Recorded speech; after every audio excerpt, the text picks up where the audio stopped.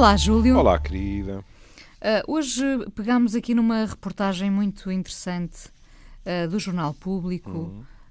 Já agora, gosto sempre de dizer, para não me esquecer, texto de Catarina Guerreiro. Pois, dizer logo que é para não haver... Sim, pois, e para apesar nós. de não se ver na rádio, fotografias do Ricardo Lopes. Bom, temos aqui o retrato de duas gerações muito distintas, separadas por várias décadas, Sim, não é? de tal forma que há gerações entre estas duas. Não é? Exato. Pronto. Um grupo de mulheres nos 80 anos e um grupo de 4 jovens de 20.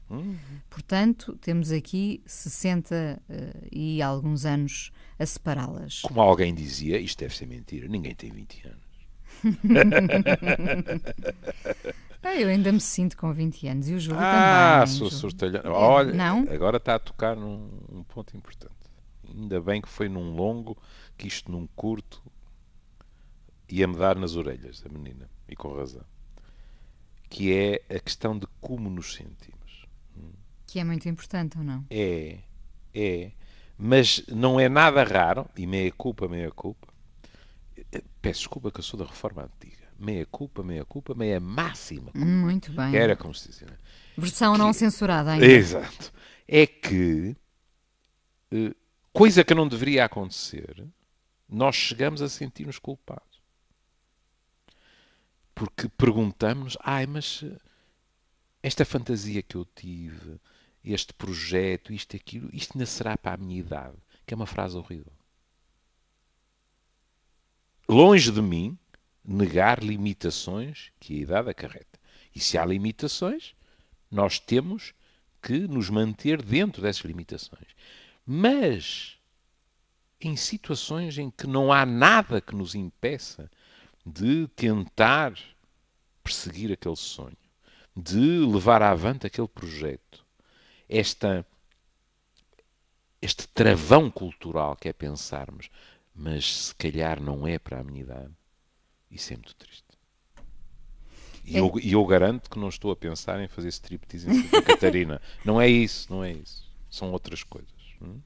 São coisas tão simples como, de repente, olha, a nível afetivo, não é? De repente, uma pessoa ser incapaz de dizer que arranjou uma namorada, uma pessoa achar que já não tem idade para iniciar uma relação, tudo isso. Porquê? Porque já não é para a minha idade. Eu acho que é importante não darmos demasiada relevância à idade. À idade ao número, não é? Sim. E esse nível as coisas têm mudado muito. Pois tem, também. Todos nós conhecemos gente que vem ter connosco, às vezes surpreendida, a dizer, tu não vais acreditar. Olha, a minha mãe apareceu-me lá em casa com o namorado de 70 e tal coisa. E é magnífico. É tão bom. Não é é? tão As bom. pessoas recusam-se a desistir de viver e estarem simplesmente à espera do fim. Acho magnífico. E repara, homens e mulheres, então no caso das mulheres, a situação sempre mais dramática, as mulheres ficando viúvas ou após um divórcio achavam sempre que já não teriam idade para voltar a namorar. Tem toda a razão. Mais as mulheres, como sabemos, não é? Claro, tem toda a razão. O que é tristemente irónico, não é? Que é, elas vivem mais tempo, mas a cultura diz-lhes, está bem, vocês vivem mais tempo, mas, vamos recuar, não é? Mas vivem vestidas de negro e com saudades. Fazem favor, portam-se bem. Não é? Pronto. Hoje Olha, estas dos 80 anos ainda viveram esses tempos. Sim. Mulheres de 80 e tal anos, como já dissemos, para quem, como aliás uma delas diz, a liberdade não era sequer tema.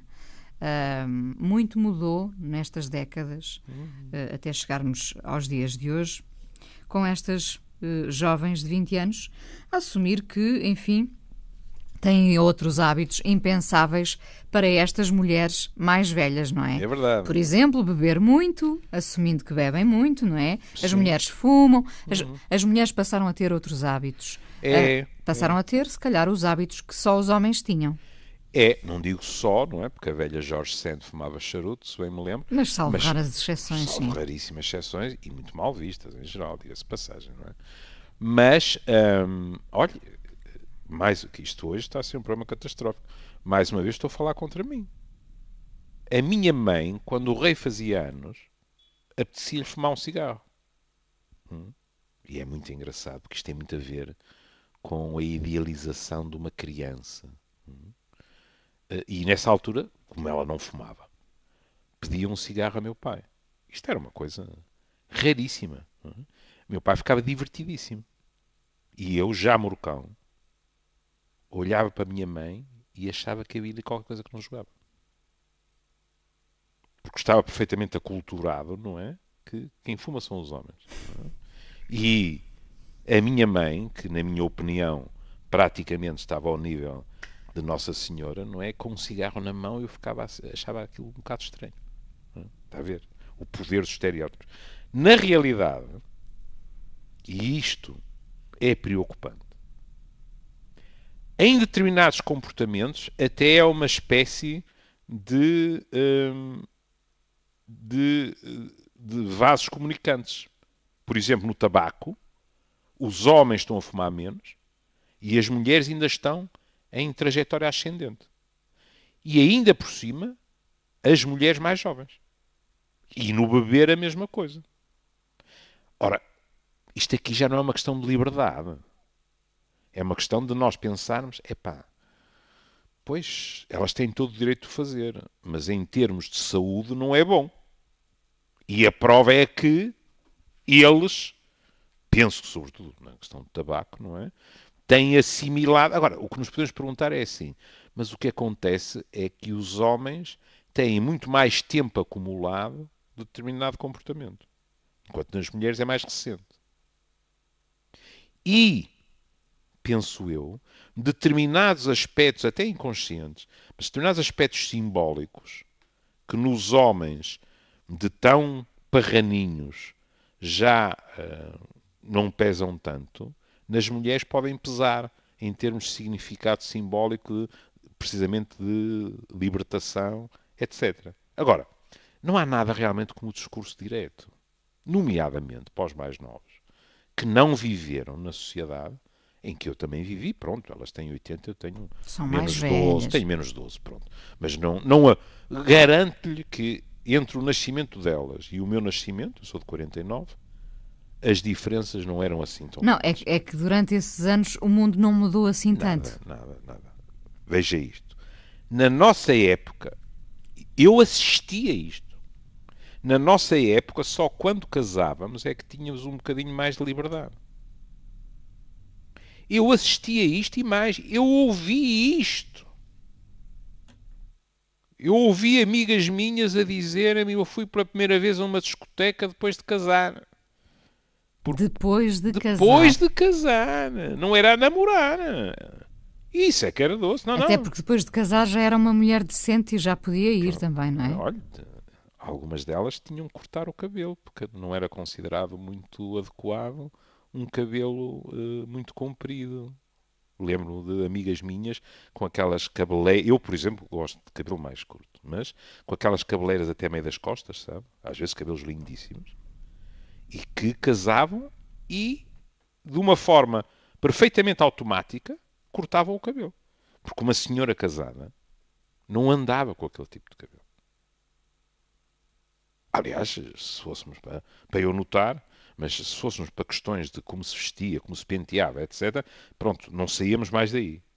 Mas, ao mesmo tempo, a Dona Luísa Saldanha, de 83 anos, acrescenta, mas para viajar ainda tínhamos de ter a autorização do marido e nem sequer podíamos, por lei, gerir o nosso dinheiro. Éramos dependentes deles. Completamente.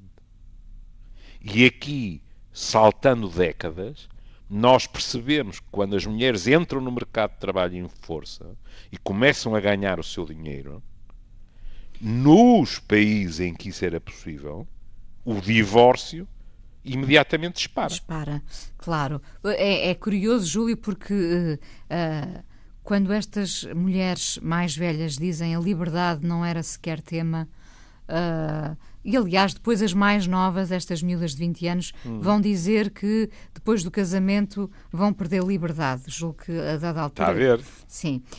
Na verdade, quando aqui se fala da grande conquista da liberdade, a grande conquista foi a autonomia. A autonomia é que acabou por lhes dar esta liberdade, não é? A grande conquista é essa autonomia, é as mulheres deixarem de ser apenas donas de casa, e eu sei o que é que significa ser dona de casa, não é? Sim. Muito trabalho, sim. Mas deixar de ser apenas donas de casa e passar a enfrentar o mundo de trabalho lá fora, não é? E trazer dinheiro lá para casa. No fundo, como se diz na sociologia, quando as mulheres passam a ter direito de estar na esfera pública e não estão aprisionadas na esfera privada.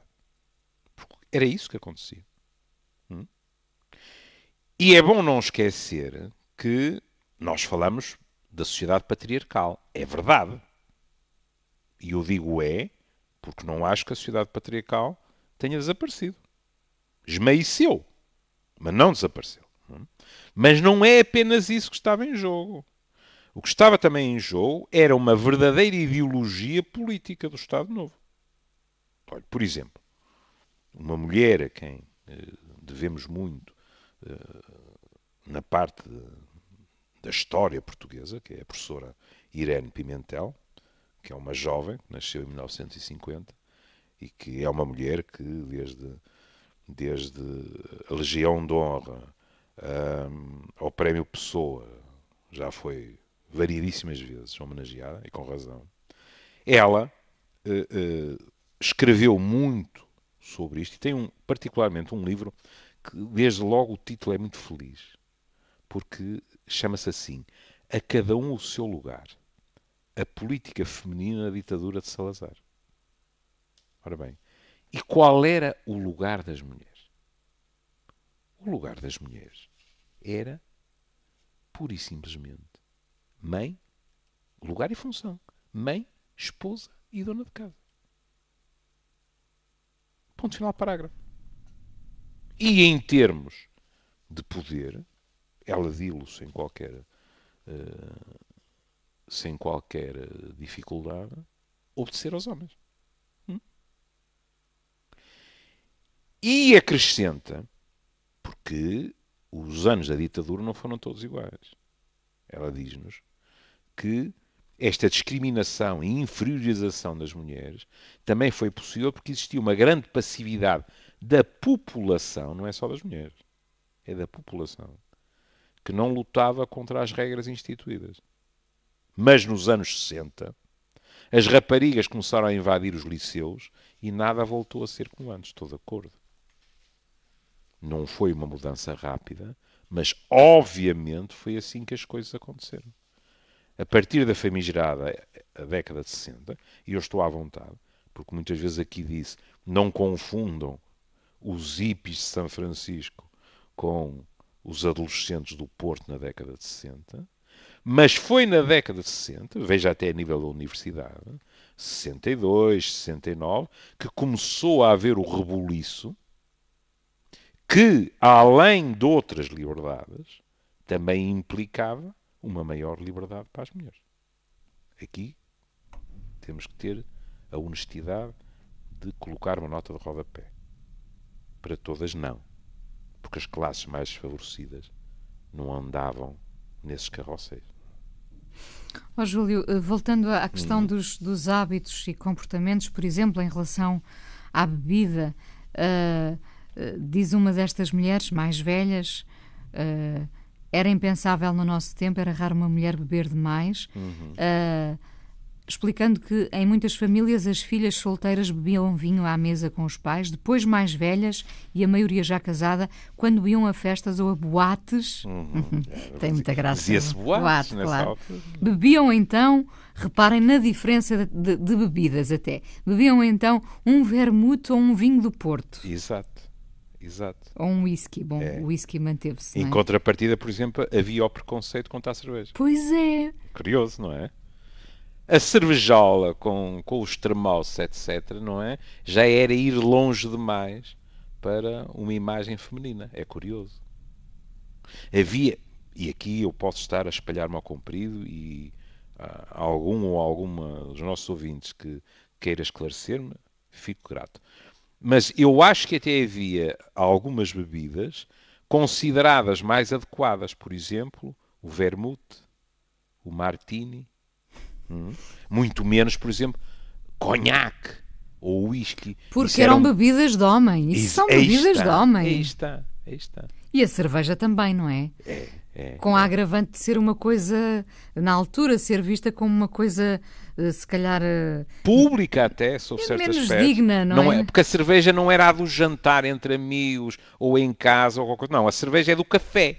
Social, não é? Exatamente. É lá da tal esfera pública que estava muito reservada aos homens e a determinadas mulheres que, precisamente porque frequentavam muito essa esfera pública, eram olhadas de soslaio pela cultura em geral, ou seja, incluindo as outras mulheres. Já lhe disse variedíssimas vezes as dificuldades que minha mãe teve com algumas pessoas da família do meu pai, porque era pior que beber cerveja. Minha mãe era artista de teatro. E aqui vamos ser justos. Os artistas, nomeadamente os atores e as atrizes, desde tempos imemoriais, que não têm boa reputação em termos morais. E foram discriminados. Não é? E, portanto, para a burguesia do Porto, não é? Aquela rapariguinha de 26 anos que estava em palco para determinados sobrolhos, era demais. Bom, hoje em dia, nós estávamos aqui a falar... Hoje em dia estamos preocupados porque miúdas de 13 e 14 anos... É isso, ia-lhe falar, não sei, por acaso estava à procura de uma zona idêntica no Porto onde houvesse este consumo excessivo e tão precoce, mas de facto não consigo identificar nenhum sítio no Porto onde miúdos de 13, 14 anos bebam até cair. Isto acontece em Lisboa, no Largo de Santos, não é? Ou acontecia até há bem pouco tempo. Não me lembro, o Júlio também não saberá, mas em Lisboa, de facto... Sabe que isto aqui não tem nenhuma ironia. Sabe que eu não frequento a noite, percebe? E, portanto, eu estou inclinado até a aceitar o que a Inês diz por uma razão. Quando me vêm falar na noite, normalmente vêm falar na zona dos clérigos, etc. Sim. Mas isso não é uma zona propriamente de estar no meio da rua com 14 e 15 anos. Não é? Eu lembrei-me dessa zona, precisamente, não creio, das 2 ou 3 vezes que eu passei por lá, e agora, vida noturna, das 2 ou 3 vezes em que eu saí de lá às 11 e tal da noite, não é? Quem me ouvir parece que estou a falar das 3, né? Pronto. E por isso tenho que ter cuidado com o que digo. Mas a população, se quiser é até assim, fiquei com a sensação que seria muito mais fácil controlar, se houver vontade disso, controlar as idades de quem bebe, independentemente do sexo, naquela zona, do que em determinadas zonas de Lisboa, que eu já há bastante tempo não frequento, mas que ainda lá fui e que vi como as coisas eram. Pronto. Não quer dizer que não haja outras zonas no Porto que sejam iguais. Eu não sei quais, para lhe falar com toda a franqueza. Bom, mas neste caso de Lisboa e desta zona, há aqui um exagero. Eu acho que mesmo as pessoas... É uma espécie de botelhão, no fundo, Pronto, não é? Pois. Mesmo as pessoas que gostam de beber, acho que ficam um bocadinho chocadas com o que se vê ali. Porque qualquer um de nós pensará, e se fosse a minha filha, e se fosse o meu filho, não é? Claro. Bom, em alguns casos, pelo que se percebe e do que se lê, as mulheres já terão ultrapassado os homens em determinados comportamentos. É não verdade, é verdade. E é por isso que, para alguém com a minha profissão, é difícil não pensar que também, e eu disse inconscientemente, não estou a dizer que não haja caso em que seja consciente, mas que não há inconscientemente uma vontade de provar qualquer coisa. Percebe? Os homens a esse nível não precisam provar nada. Tiveram sempre os direitos todos. Não, nós agora temos que provar tudo. Bebidas, comidas, provar. O que levanta uma questão muito curiosa. Diga. Durante séculos estivemos oprimidas, séculos, não é? Milénios. Lembre-se que na velha Roma, a dona de casa não tinha o direito de ter as chaves da adega. Porque havia o medo que ela fosse para lá, bebesse E depois a moral não fosse a moral que era exigível a uma matrona, ou que dissesse coisas que não devia. Portanto, isto é como aquela bebida. A fama já vem de longe, sabe? Sei qual. E o proveito, infelizmente. Pronto. Sim, mas não acha natural. Eu percebo que o Júlio diga que há uma espécie de tentativa de querer uma intenção inconsciente. Eu não inconsciente, estou a dizer que é consciente. E acho que acabará como os movimentos do pêndulo, não é? Muito provavelmente depois acontecerá como tem vindo a acontecer nos homens, que é depois há um movimento em sentido oposto. É claro que isso tem tido consequências. Por exemplo, o tabaco, em termos de saúde, tem tido consequências gravosas para as mulheres. O que levanta uma questão que de vez em quando os sociólogos, os antropólogos levantam, que é assim. Mas, pronto, quer dizer, todos em teoria, ou quase todos, menos na prática, dizemos, claro, a libertação da mulher. Mas quando nós vamos ver este tipo de comportamentos, perguntamos assim, mas então se calhar, a nível destes comportamentos, não estou a falar de questões psicológicas, etc., mas a nível destes comportamentos, se calhar só há uma maneira das pessoas se libertarem, que é a masculina. E, portanto, a libertação das mulheres é fazer aquilo que não podiam fazer e que os homens fazem. Já sabe, eu já defendi isto antes, há poucos géneros. Na raça humana só há o género masculino e feminino, não é? Pois. Portanto, não havendo mais ninguém aqui ao lado, é com os homens que nós nos temos que comparar. Pois não é? é. E como normalmente quem tem os direitos são os homens, depois de adquirir direitos, ou se inventam alguns diferentes, ou então vai-se experimentar os dos homens. Isto, por exemplo, na esfera sexual, tem levantado muitas questões, porque de vez em quando ouve-se frases que é pois está bem, claro, eu sou a favor da libertação sexual das mulheres, mas quer dizer, andava sempre toda a gente a dizer mal dos homens e agora as mulheres andam a fazer a mesma coisa? Sem poderem invocar até, como os homens, tantos níveis de hormonas, etc, etc, embora as tendo. Mas depois uma pessoa também se pergunta, mas então, qual é, para voltarmos ao sorriso de plástico do Sr. Tony Blair, qual é a terceira via? Não é? A nível individual, Inês, não é assim tão difícil. Por exemplo, a nível sexual. Eu acho, por exemplo, a nível do tabaco, não há terceira via. Ou se fuma ou não se fuma. Posso fumar mais ou fumar menos, como é evidente. Pronto, isso é outra coisa. Mas a nível sexual, um só pode dizer assim, peço desculpa.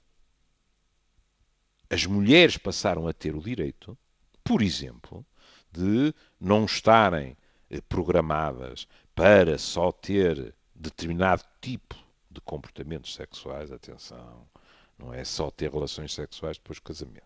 Pronto. É, nomeadamente, irem virgens para o casamento. As mulheres deixam de estar condicionadas e, portanto, há determinados comportamentos sexuais, determinados relacionamentos eróticos que podem ser tidos antes do casamento. É verdade. O que significa que as mulheres tanto podem, como se veio verificar, começarem a consumir mais pornografia como os homens, como podem, sabendo que ela está à sua disposição, não apreciarem muito pornografia. Ou então, como aliás já falámos aqui, serem um bocado mais exigentes no tipo de pornografia do que em geral os homens são. Não é? Portanto, aqui há uma gama, digamos assim, de atitudes e comportamentos em que se pode dizer, bom, mas as mulheres podem usar essa sua liberdade como quiserem, sem terem que, de certa forma, copiar. Mas é o termo de comparação que está aqui mais próximo, não é? Na verdade é isso. É isso. Isso é.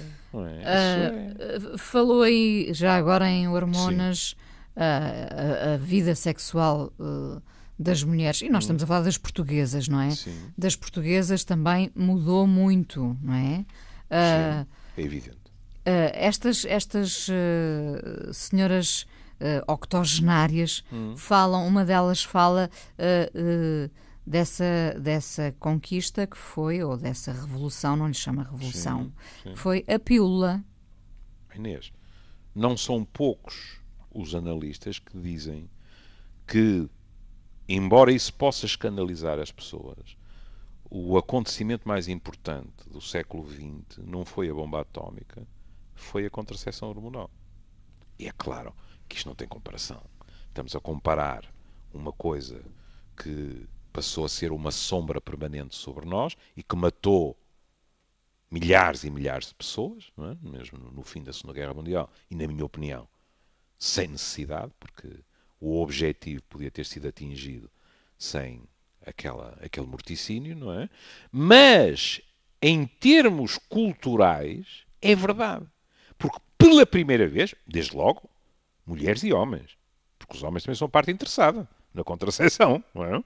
Mas basicamente as mulheres, basicamente as mulheres. Pela primeira vez, as mulheres puderam, de uma forma segura, controlar as hipóteses de gravidez.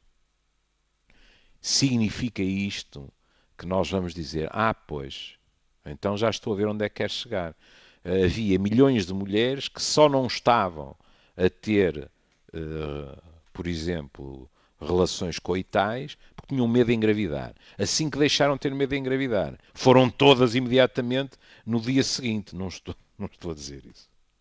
Estou a dizer que muitas delas, porque a pílula também não se tornou, digamos assim, comezinha de um momento para o outro, estou a dizer que muitas delas passaram a poder exercer os seus direitos sexuais sem essa espada sobre o pescoço. Porque não nos iludamos. Ainda hoje não é a mesma coisa, quanto mais naquela altura, uma gravidez não tinha e não tem as mesmas consequências para uma mulher que tem para um homem. Em termos individuais, em termos de olhar social, em termos de censura, a todos os níveis. Se ainda hoje não tem, imagine como seria naquela altura. Não acontecia, querida, a Inês pode hoje em dia não o utilizar, mas sabe perfeitamente o que é que significa a expressão casar de penalti. E olha que não eram poucos. Casar grávida, não é? Pois, casar grávida. Mais uma vez, seguindo o raciocínio de há pouco, mais uma vez, essa possibilidade de controlar a gravidez levou a que as mulheres pudessem, talvez, trabalhar fora de casa, não é? E isso levar também à tal autonomia que eu falava. Minha querida, mas grande parte das mulheres desta geração passaram aí 3/4 da sua vida fértil grávidas. Vinham filhos atrás de filhos. E ninguém está a negar que os pilantrinhas são amorosos. Mas que são, obviamente, e eram, obviamente, uma prisão para as mulheres e não para os homens, eram. Porque se elas eram as responsáveis da educação, é evidente que isso fazia com que elas lá, mais uma vez, estivessem coladas à esfera privada. E ninguém vai negar que hoje em dia muitas mulheres andam numa lufa-lufa porque não querem perder aquilo que curtem no cuidar dos filhos, mas também não querem perder a sua vida profissional. E isso sai-lhes do corpo. E é por isso que, ainda há dias atrás, eu peço desculpa se me engano no último nome, mas aquela cronista do Expresso, que muitas vezes eu partilho o meu moral, a Paula Cosme Pinto, é? Exatamente. É Pinto o último nome? Sim. Estava com medo de me enganar. O Cosme eu sabia que ainda me lembrava. Ela escrevia sobre quê? Sobre uma coisa que nós, de vez em quando, também abordamos aqui divertidos, que é ela a dizer às mulheres, por amor de Deus, parem com essa história de tenho muita sorte porque ele ajuda-me muito lá em casa. Eles não estão a ajudar-vos, estão a partilhar as tarefas da vossa casa. Isto é verdade. Terceira vez, eu estou como São Pedro, não é? Que negou Cristo 3 vezes. Sim. Eu já vou em 3 meia-culpas. Não é? Eu, de vez em quando, ainda hoje, sou capaz de pensar tu hoje portaste bem, tu hoje ajudaste. E só depois é que vem o verbo politicamente correto e eu penso assim, ajudei não. Se alguém me dá de jantar, não faço mais que a minha obrigação, ou pôr a mesa, ou levantar, ou qualquer coisa desse género. Porque não nos iludamos, querida. Em termos concretos, a diferença é zero. Interessa que nós demos o corpo ao manifesto. Mas que o verbo que já não sairá da minha cabeça, nem que eu viva mais 20 anos, o verbo que está incrustado nos meus neurónios é o ajudar, esse é. Porque eu fui educado a não fazer nada daquilo. E ficou consigo isso. E ficou comigo isso. Eu e o meu pai perguntávamos à minha mãe, eu, tratando-o por tu, queres ajuda? E meu pai dizia, a minha filha quer ajuda. Era assim. E isso, nas camadas mais jovens, pode ter mudado. E mudou. Eu ouço-os muitas vezes no consultório fora dele. Não é? Até entre a ganapada da minha família. Claro que a ganapada da minha família, estou a falar de tipos de 40 anos. Não é? Não pensem que estou a falar dos meus netos. Mas na minha geração, 90% de nós fazemos as coisas, o que é o que verdadeiramente importa, mas o que temos na cabeça ainda é que estamos a ajudar. Depois, há outra questão que é salientada. E em termos... essa partilha, deixe-me que lhe diga, nós já aqui falámos centenas de vezes disso, dessa partilha. Essa partilha é uma das grandes conquistas destes últimos anos. E até a redistribuição de papéis. Uma das miúdas diz, eu nem sei cozinhar. E não está nada preocupada com isso. O que é muito comum hoje em dia. Cada vez mais. E os tipos serem ótimos cozinheiros, muitos deles. Mas, sobretudo, o que é mais agradável é ouvir de um casal, por exemplo, quem chega primeiro a casa vai adiantando o jantar. Ou seja, não é estar a dizer, olha, então agora vamos fazer o pino nos papéis de género e tudo o que as mulheres faziam passam os homens a fazer. Abre parênteses, para aprenderem. Fecha parênteses, que andaram na boa vaela durante milhares de anos. Não é isso. É precisamente, se quiser, o diluir as fronteiras entre papéis de género. Ou seja, entre distinguir o que é do homem e o que é da mulher. Não é? Pronto, ele chega antes, sabe fazê-lo, então não dá jeito que ele vá adiantando o jantar. Por outro lado... Quem me dera. Não, está. Por outro lado, ela é mais ladina a lidar com contas, com pagamentos online. Uma palavra também isso. Que já não se usa, eu adoro o ladino. Ladino. Não é? Então qual é o problema de ser ela eventualmente a estar a lidar com a conta no banco ou com as contas no banco, etc. Olha, outro aspecto, não é? As mulheres passarem a ter as suas contas. Claro, porque era sempre conjunta, não é? Claro. Conjunta ou só do homem. Ou só do homem, claro. Não é? Repare, num passado mais distante, só do homem. Num passado mais recente, conjunta. E agora, cada um tem a sua conta, não é? Isso eu acho muito bem. Claro, eu só acho bem. Não acho obrigatório. Era só o que faltava que agora alguém lá em casa dissesse. Claro. Meninos, mas nós temos só uma conta e isso quê? E ainda bem, se a têm. Cada um decide. Agora, a possibilidade, inclusivamente, eu conheço casais em que há 3 contas. Há uma conta comum e depois cada um deles tem uma conta. Ponto final, parágrafo. Agora, o que isso não é ameaçador para ninguém. Depois, em termos, porque a Inês falou, e é importantíssimo, é se quisermos até a pedra de toque de grande parte destas mudanças, na questão do trabalho. Mas atenção, porque nós às vezes temos a sensação que isto foi um trajeto que não teve paragens e até recuos. E não é verdade. E elas também falam disso. Nomeadamente na Segunda Guerra Mundial. Porque na Segunda Guerra Mundial, sobretudo nos países que estavam em pleno esforço de guerra, grande parte dos postos de trabalho, nas grandes fábricas, etc., foram ocupados por mulheres porque os homens tinham sido mobilizados. Mas depois acabou a guerra. E os homens voltaram. E a esmagadora maioria daquelas mulheres voltou para o remanso do lar. E isso teve consequências extremamente importantes. Veja, por exemplo, em 2006, com uma idade bonita, com 85 anos, morreu uma mulher, Betty Friedan, que escreveu A Mística Feminina. E A Mística Feminina é um livro, na minha opinião, muito importante, e há muito quem diga que foi o livro que deu o pontapé à segunda vaga de feminismos. Não é? Muito importante porque é um daqueles livros que, em teoria, podia ter sido escrito por qualquer mulher. Mas depois há alguém que nota, que observa e que se questiona. O que é que aconteceu a Betty Friedan? Ela foi a um encontro de ex-alunos da universidade que ela tinha frequentado. E ali, a falar com as colegas, não é?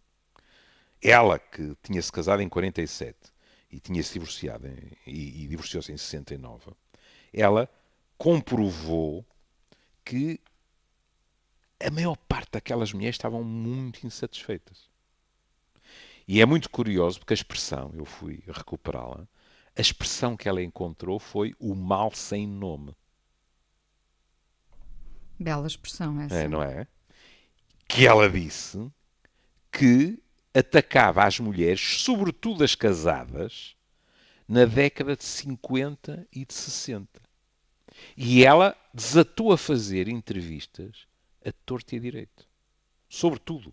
As dificuldades com os filhos, o casamento, a casa, a comunidade, tudo e mais alguma coisa. E desde logo sentiu que aquilo era transversal. A classes sociais, às idades, às etnias, etc. E agora estou a ler de um artigo brasileiro, de uma universitária da Universidade Federal de Santa Catarina, Ana Rita Fontelas Duarte. Pronto, não é nada provável que ela ouça o Amoré, mas é mais que justo dizer isto. Que ela escreve assim: mas afinal, que problema sem nome era esse? Como era esse problema descrito pelas mulheres que falavam com Friedan? O sentimento de estar vazia, sentir-se incompleta, ter a impressão de não existir, sentir-se cansada e aborrecida, zangar-se facilmente com as crianças e o marido, chorar sem motivo aparente, etc, etc. E, isto é rigorosamente verdade, o problema acabava muitas vezes por desaguar nos consultórios dos médicos, dos psicanalistas, ou era temporariamente driblado, à brasileira, com a ajuda de tranquilizantes.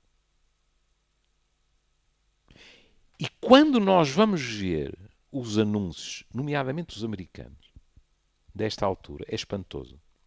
Porque o ataque, digamos assim, às mulheres através dos eletrodomésticos, das carrinhas, aquelas carrinhas de madeira, sabe, americanas, Sim, ainda assim, às claro. vezes nos filmes mais antigos e tal, que era para levar os filhos aqui, acolá, e tal, tal. E no fundo o que era o mal sem nome.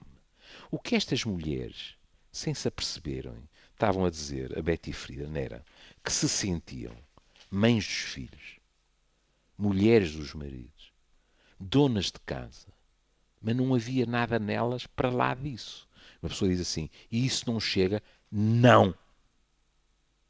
Não quer dizer que não sejam atividades que deem enorme prazer a muitas mulheres. Mas falta ali uma dimensão de o que é que eu quero para mim. Não é para a mãe dos meus filhos, nem para a mulher do meu marido.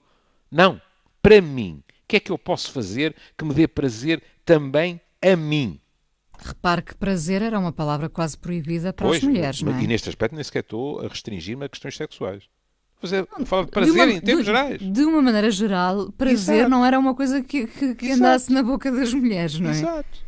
Estas mulheres, por exemplo, descobriam depois, quando a ganapada levantava voo, o marido continuava a voltar para casa, etc, etc, mas também tinha a sua vida. E estas mulheres, por exemplo, não tinham carreiras. E algumas delas gostariam de ter. Estas mulheres não tinham, na realidade, projetos pessoais. Porque o que lhes tinha sido inculcado é que só havia uma carreira. Era casar e ter filhos. Sabe, por exemplo, depois da Segunda Guerra Mundial, diminuiu o número de mulheres a saírem das universidades americanas. O que não tinha lógica, em teoria. De facto. Pois, mas o que acontecia era que havia uma campanha brutal e a medicina foi cúmplice, porque reduzia isto a questões nervosas e não era isso que estava em causa. O nervosismo era um sintoma de algo mais profundo. O que se estava a tentar era fazer com que elas voltassem a estar espartilhadas na esfera privada. Porque a famigerada feminilidade resumia-se ao papel de mãe e esposa. E esta mulher, pronto, só por uma questão de ser justo, não é? Esta mulher vai, no fundo, dar o pontapé de saída à famosa National Organization for Women, ou seja, NOW. Ainda por cima, é bem esgalhado, não é? Porque é impossível esquecer, não é?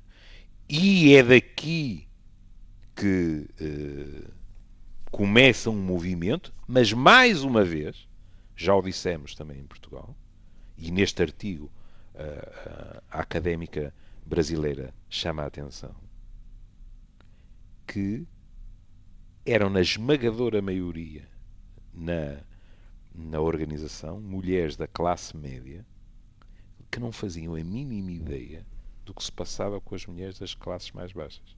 As mulheres destas classes, incluindo as negras, pois, pouco tiveram em termos de participação na organização. E neste artigo fala-se da Segunda Guerra Mundial também, Sim. Em que, a dada altura, uma destas mulheres mais velhas fala da importância, nesse contexto da Segunda Guerra Mundial,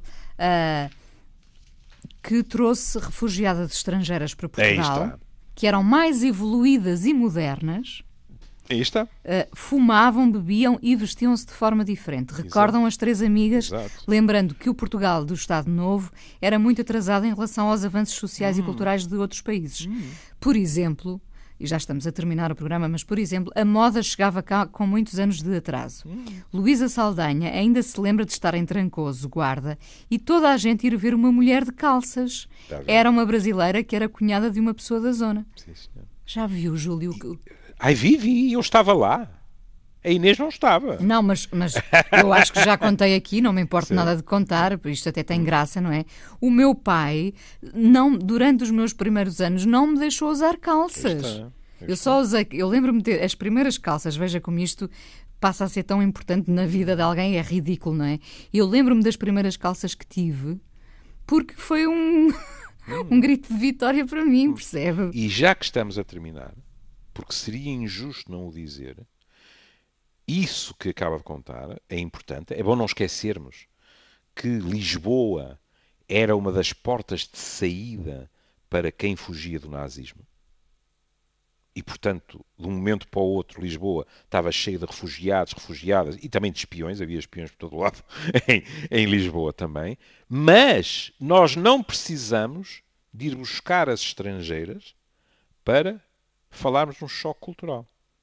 É mais do que justo reconhecer os maus bocados que mulheres passaram depois da descolonização, na minha opinião, sobretudo as que vieram de Moçambique. Porque Moçambique, pela sua proximidade com a África do Sul, com a herança inglesa, etc., Moçambique, em certos aspectos, nos comportamentos considerados aceitáveis para as mulheres, estava muito à frente da metrópole. E eu lembro-me perfeitamente dos olhares de través e de sujolaio de mulheres para mulheres, porque, se quiser, passo o exagero, aquilo que às vezes é um terrível preconceito para com as brasileiras neste país, que são olhadas todas como destruidoras de lares, etc, etc, naquela altura havia disso na maneira como se olhava mulheres que vinham das colónias. Porque tinham lá uma maneira de viver que era completamente desconhecida aqui. E não foi nada fácil, posso lhe garantir. Bom, o mundo mudou muito, o país mudou muito, ainda bem, não é? Ainda bem. Querida, é evidente. Aproveitámos este artigo do Público em que falámos duas gerações. Pedindo desculpa, porque o artigo, como é evidente, é muito mais rico do que nós poderíamos analisar aqui. Mas pronto, um ponto de partida foi precioso. Vamos terminar com uma mulher que eu gosto muito e que está viva ainda, é importante dizer isto, a Aretha Franklin. E vamos ouvir You Make Me Feel Like a Natural Woman. Posso fazer um comentário fuleiro? Diga. Mas ela na música, na letra, diz que só está a mudar por causa dele, que foi ele que a mudou. Nós mudamos sempre por causa de qualquer coisa, seja de alguém... Você escolheu uma música reacionária, você rendeu-se ao patriarcado. Quanto é que lhe pagaram? Um beijinho, Júlio. Até amanhã. Até amanhã. Looking out on the morning rain, I used to feel so uninspired.